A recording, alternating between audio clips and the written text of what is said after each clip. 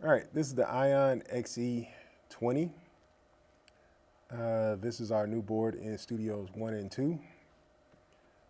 The basics of this board are your power button is located over here. There's also a USB slot for you to attach your drives or USB sticks. Over here are your faders. The faders can be programmed to pretty much anything. Right now, your first two faders, fader 1 is your Grandmaster.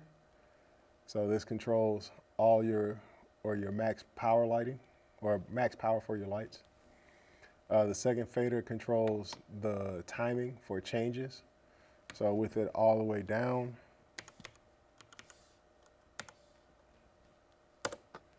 your changes happen automatically.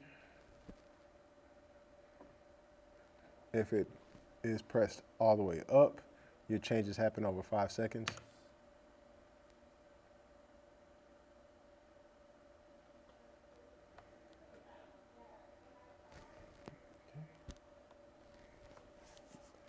And after that, they can be programmed, which we'll go over in another video. This board is very keyboard heavy. I find the fastest and most efficient way to use it is to use the keys.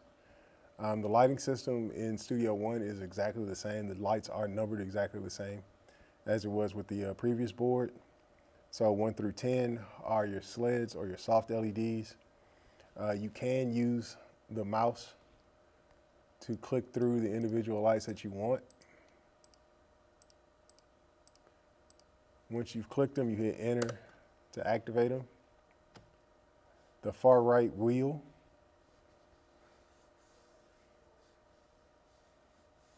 will act as your intensity for all your lights.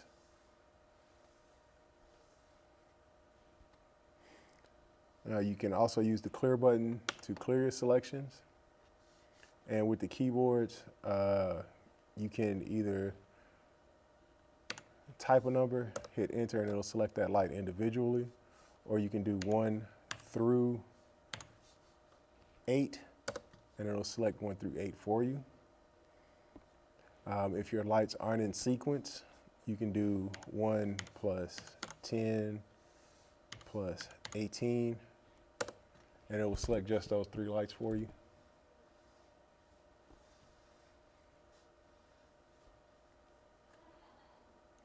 You can also do 1 through 10 minus 6, and it'll select every light but 6.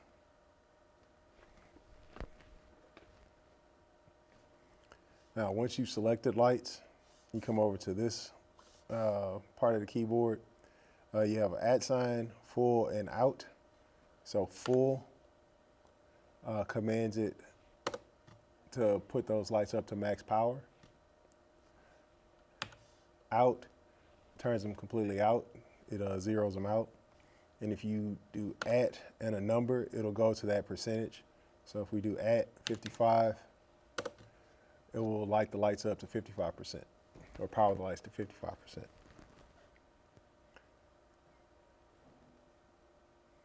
Now those are for your simple controls. Those simple controls will work for all the lights in the grid. But some of the lights have additional functions. So like some of our lights do color. We'll use the Fresnels as an example. So 43 through 48. So we'll turn the lights we have selected out. We'll clear the selection. And then we'll do 43 through 48. Full. And it lights those lights up. Now, if you want to use your 4 encoder wheels, your encoder display is this little triangle down here. So you're going to click that, and you're going to see these 4 boxes. Each of these boxes represents an encoder wheel. So first wheel, second wheel, third wheel, fourth wheel. And then you go through your encoder functions. So you have intensity. It turns this wheel into your intensity for the selected lights. in addition to this wheel always being hard coded to it. Focus in the ETC system is for movement. So if your lights aren't movement lights like the robotic lights we have, then you won't have anything in this tab. Color, so you can use RBG or RBGW. So you have red. You can also lower the standard white, take out green, add red, and it'll show you what color, where on the color wheel you are. You can also make this bigger, and you can actually just pick a color.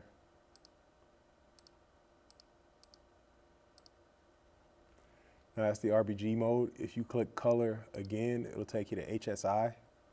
So you have your hue and saturation here. So you can go through, change your hue, saturate and desaturate your lights to your liking. There's also color mixing. So it'll take you through a bunch of presets, which if you click here, you go back to your wheel. And then your color presets, which I believe these are customizable. So those are your color functions.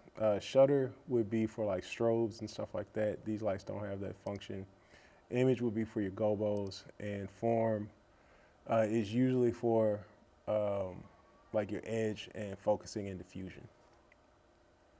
So we'll go to some lights that actually have those functions. We'll select our robots. Actually, let me,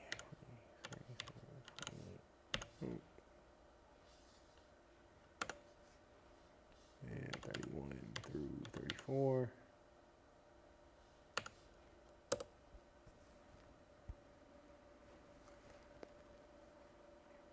So once you're in there, you still have your intensity. Focus allows you to pan and tilt.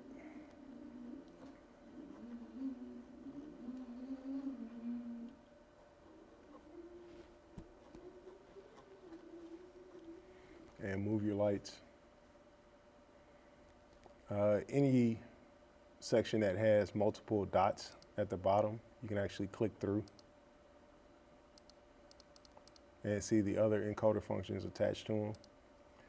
Color, so with these lights actually have physical color filters on them. So as you rotate through, you'll actually see them click into place.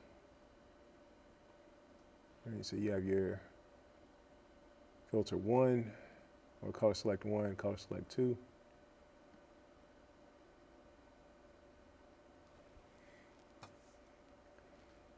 Once you go into shutter mode, doesn't have any shutter features for the encoders. Now when you go into image, you have your gobo indexing speed, and you actually have the gobos that you can click through.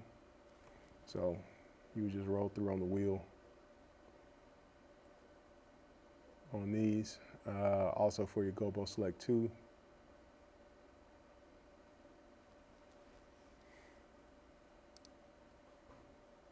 And then you have your beam effect select.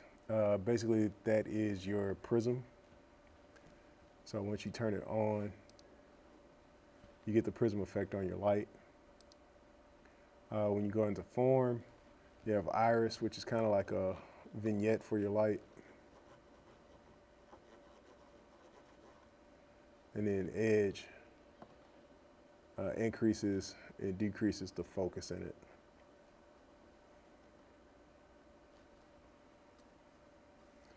Your strobe function on this light is in form.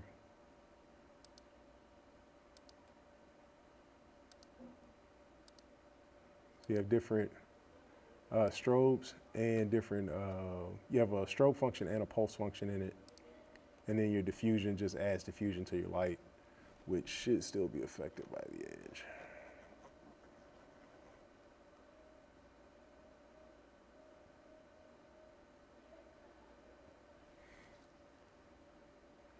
Now, all these features can be found in the ML controls tab, which is here. I find that the ML controls tab is a lot better laid out. So you have your pan and tilt, your intensity, which you can maximize, minimize, or use this little scroll wheel to adjust. Same thing with your focus or for your movement. You can't actually move the lights with this. If you get them to a place where you don't want them, you can always hit home on any of these tabs and it will change, or it'll default it back to 0 basically. You also have your color selection here for color select 1 and 2. You also have spin. The spin function basically just spins through the color wheel. And you can also always go back home. Also have the option to rotate the actual gobo that you're in.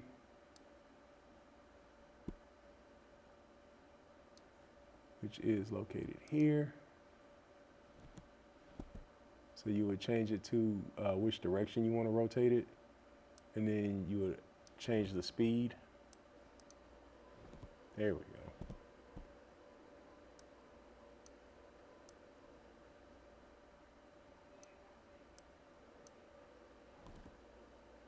For your more complex lights, I always advise that you use the ML controls to find everything until you get comfortable with the encoder wheel setup. It's just going to be simpler for everybody to use, or for most people to use, just because you can kind of see everything. And it'll make your initial setups a lot easier. So anytime you want to get out of this, you're going to go back to your live summary tab, and it's going to show you exactly what you have lit up. So right now we just have the work lights that are illuminating the board and the robotics. But let's say you're going to add 1 through 10.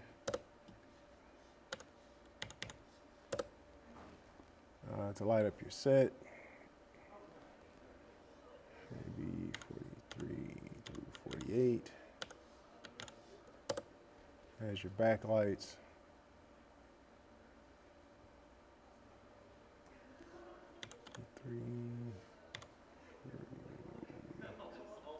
58.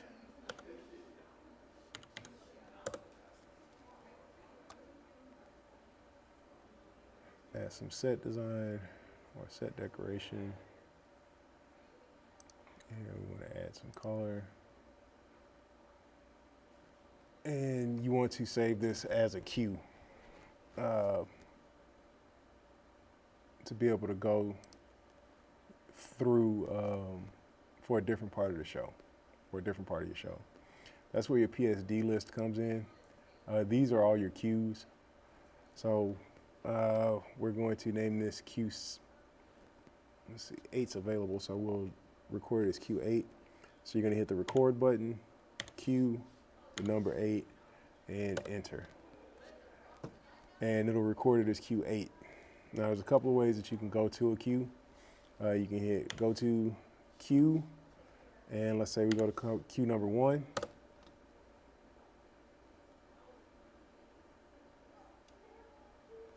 And this is Q1. Now if we want to go back to 8, we can go to Q8.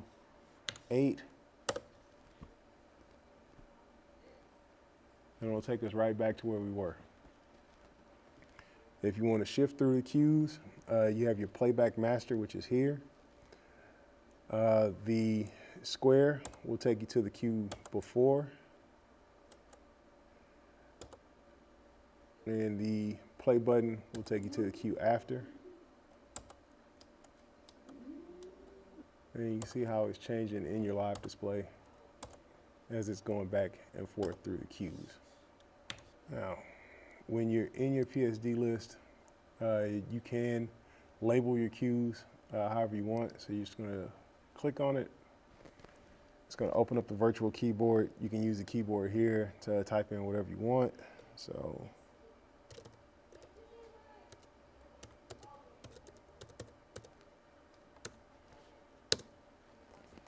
now it shows up there. And now you have a better idea of how or what your list is going to be, or how to label everything in your list, so that you know you get a better idea of what your queue actually is. Now, once you get to this point in your show where you built your queues, you've built your different lighting setups for the different parts of your show, you're going to want to save it. So to get to the area where you can save all this stuff, you're going to hit displays. And it's going to take you down here to your browser. So you can save to the board, but there's no way to password protect or to protect your file. So I always advise that somebody bring a USB stick or a drive. The files are about 22 megs. So it's a tiny file. You don't need a huge drive.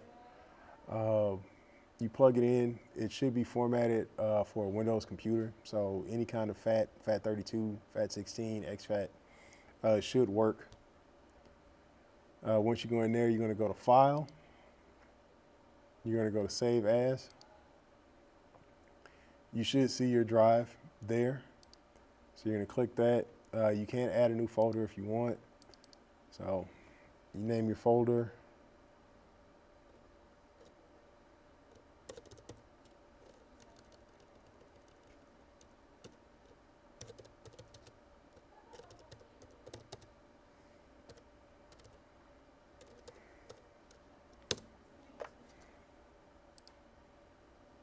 So it shows up there. And when you're ready to save, you're going to double click your folder. It's going to ask you, do you really want to save? You're going to hit OK. You're going to make sure it says Save with Augment 3D Model. And you're going to name your show.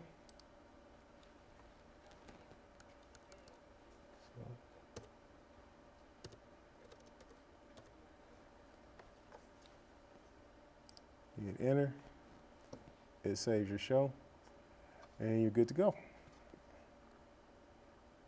Now, just as a demonstration, when you want to open, you're going to go to Open, and you're going to open your show. So I'm going to go here. We'll go to our staff, backup.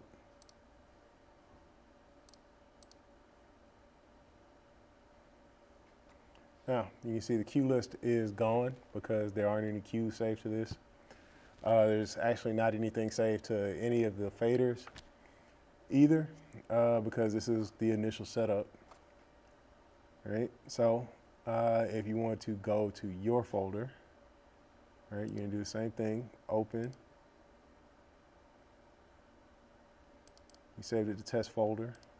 This is the file that we just saved. You're going to click yes, include the park buffer. And your queues come back. All right.